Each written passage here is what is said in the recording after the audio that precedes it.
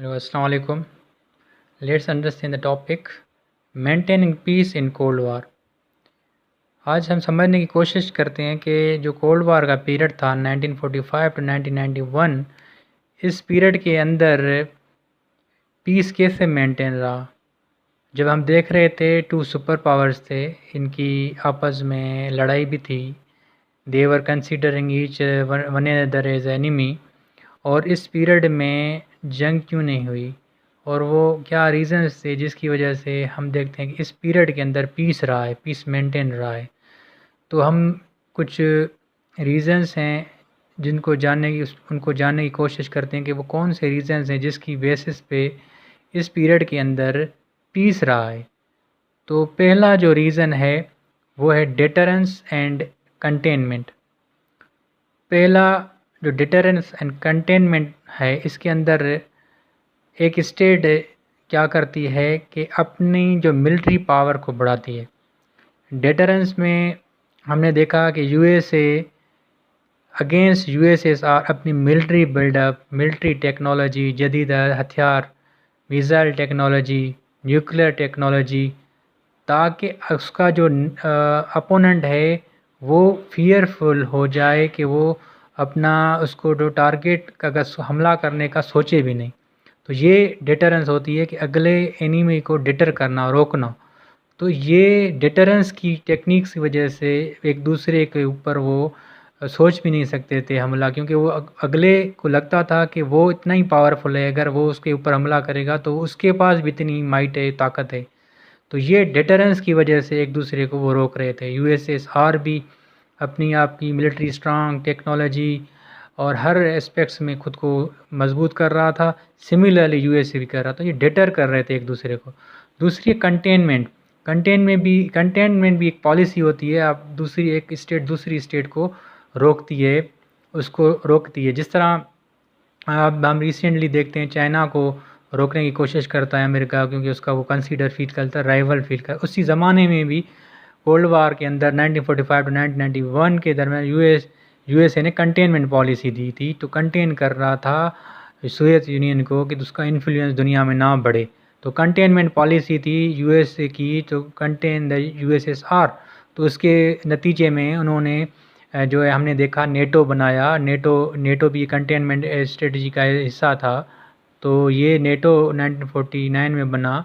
उसके बाद सीटो देखा हमने, सेंटो देखा, ये पैक्ट थे जिसमें पाकिस्तान ने भी ज्वाइन किया था।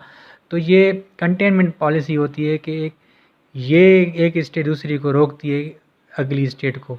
तो इसकी बेसिस के ऊपर स्ट्रेटजी थी दोनों वर्ल्ड पावर्स की तरफ से। तो ये इसी ने क्या किया, इंश्योर किया पीस। ये डिटरेंस एंड कंटेनमेंट पॉलिसी ने इंश्योर किया पीस, और जंग की तरफ वो नहीं गए, क्योंकि वो एक दूसरे को इतना ही पावरफुल कर रहे थे और कंटेन भी कर रहे थे डिफरेंट स्ट्रेटजीज। और वार का वो सोचते तो वो उनको ये डर था कि अगर वार लगेगी तो इतना ही नुकसान हो सकता है उसको। उसके बाद सेकंड बड़ा इम्पॉर्टेंट है मेड का कॉन्सेप्ट, म्यूचुअल अश्योर्ड डिस्ट्रक्शन का कॉन्सेप्ट है आईआर में। कि एक स्टेट अगर सोवियत यूनियन अमेरिका के ऊपर हमला करता तो उसके नतीजे में अमेरिका भी उसके बरक्स उतना ही शदीद किस्म का हमला करता। तो उसको भी अगर अमेरिका को भी डिस्ट्रक्शन होती तो उसके नतीजे में फिर अमेरिका हमला करता है सोवियत यूनियन के ऊपर, तो उसकी भी बड़ी तबाही होती। तो ये कॉन्सेप्ट है म्यूचुअल अश्योर्ड डिस्ट्रक्शन में कि अगर हमें किसी स्टेट ने, अमेरिका ने स्टेट यूएस पे हमला किया, यूएसएसआर पे, तो यूएसएसआर भी करे। तो म्यूचुअल दोनों की तबाही है, दोनों इसके अंदर तबाह हो जाएंगे। तो ये चीज़ रोक रही थी कि अगर हमने हमला किया यूएसए पे तो यूएसए भी करेगी, इतनी डबल फोर्स के साथ करेगी। तो म्यूचुअल अश्योर्ड डिस्ट्रक्शन जो टेक्निक है, थेरी है, इसकी वजह से हमने देखा कि दूसरी स्टेट एक दूसरे से लड़ रही थी। दोनों स्टेट्स कोल्ड वार में यूएसए और यूएसएसआर ने ये जो म्यूचुअल अश्योर्ड डिस्ट्रक्शन का कि दोनों की तबाही होगी, ये इस कॉन्सेप्ट ने रोका, और इसके नतीजे में पीस हमें दिखाई दिया इस पीरियड के अंदर। तीसरा इम्पॉर्टेंट है आर्म्स कंट्रोल एग्रीमेंट किए गए इस पीरियड के अंदर। दोनों स्टेट्स ने देवर considering enemy to each other, or they were fighting proxies in different the location of the world. हमने देखा कोरियन वार, वियतनाम वार। तो लेकिन फिर भी जो है ना इन कंट्रीज़ ने फील किया कि जो उनकी जो मिसाइल टेक्नोलॉजी है या न्यूक्लियर जो है एम्पायर्स हैं उनको कंट्रोल करना चाहिए। ये अल्टीमेटली जो है ना दोनों को नुकसान देगा या पूरी दुनिया को इसको जो है ना लपेट में ले जाएगा, क्योंकि एक्सपीरियंस नागासाकी और जो जापान के ऊपर था वो तो सामने था। तो डिफरेंट एग्रीमेंट्स किए गए, उसके अंदर मोस्ट इम्पॉर्टेंटली SALT I है, SALT II किया गया, NPT नॉन प्रोलिफरेशन ट्रीटी किया, anti blastic ballistic treaties, intermediate range nuclear forces treaties, और इसके बाद और भी बहुत सारे ट्रीटीज़ हैं जो किए गए। वो उनको बेसिकली मकसद था हथियारों को रोकना, न्यूक्लियर टेक्नोलॉजी को कम करना। न्यूक्लियर जो ज़्यादातर वो बना रहे थे USSR और USA दोनों, तो उनको लिमिट दी गई। तो ये डिफरेंट आर्म्स कंट्रोल एग्रीमेंट्स किए गए। इसके नतीजे में भी एक दूसरे के पास करीब आए, टॉक्स की, और फील किया कि जो दोनों जो कंट्रीज़ हैं इतने जदीद हथियार और तेज़ी के साथ वो बना रहे हैं, तो ये इनको कम करना चाहिए। तो ये भी एग्रीमेंट्स थे, इनकी वजह से भी रिलेटिवली पीस नज़र आता है इस कोल्ड वार के नतीजे में। चौथा है बैक चैनल डिप्लोमेसी। इसके नतीजे में दो देवर fighting proxies, they were open enemies, but they kept on door of diplomacy open। Back channel diplomacy होती है कि वो अपनी टास्क करते रहते थे, आपस में मिलते थे, delegations, state to state relation था उनका, वो चल रहा था।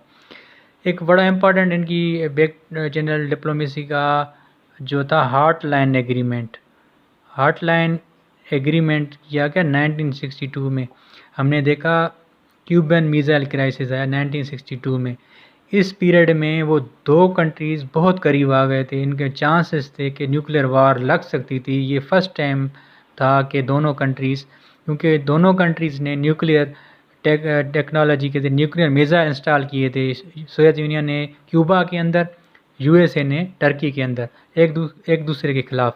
तो ये वार लग सकती थी। उसके बाद उन्होंने फील किया कि दोनों की कम्युनिकेशन होनी चाहिए, स्टेट, ये इमरजेंसी डायरेक्ट जो है प्रेसिडेंट्स बात कर सके जो है ना USSR के और US के। तो ये हार्टलाइन एग्रीमेंट हुआ 1962 के अंदर।